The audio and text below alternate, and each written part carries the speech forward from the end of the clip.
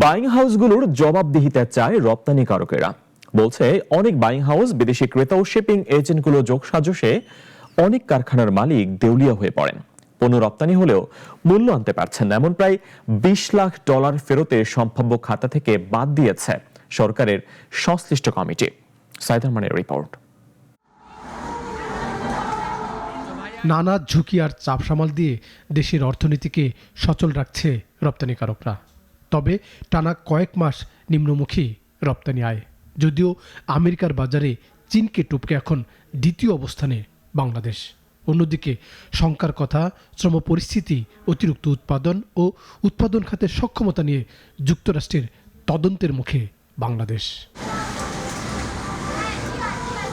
রপ্তানিমুখী খাত যখন নানামুখী চাপে পিষ্ট, তখন দেশের বিপদের কারণ অনেক বাইং হাউস ও শিপিং এজেন্ট।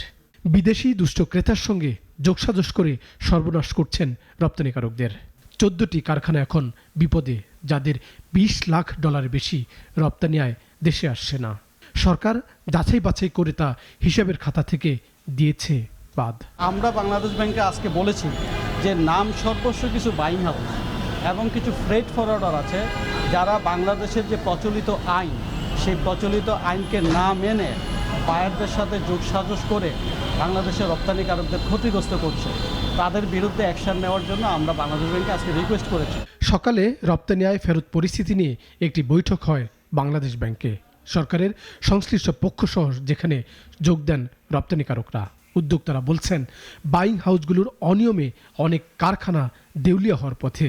বিগত দিনে বাংলাদেশ ব্যাংকের নজরদারি থাকলেও এখন নজরদারি শূন্য। বাইং হাউসগুলো কিন্তু আগে বাংলাদেশ ব্যাংকের নিয়ন্ত্রণে ছিল।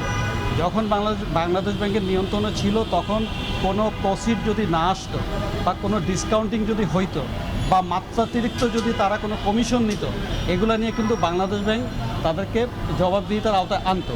কিন্তু বাংলাদেশ ব্যাংক যখনই ছেড়ে দিয়েছে, তখনই কিন্তু তারা খোলা ময়দানে যা ইচ্ছা তা করছে। রপ্তানিকারকরা জানান, অনেক বাইং হাউস শিপিং এজেন্ট এখন খুবই বেপরোয়া। বিশেষ করে অর্থ পাচারের সঙ্গেও জড়িত বেশ কিছু প্রতিষ্ঠান।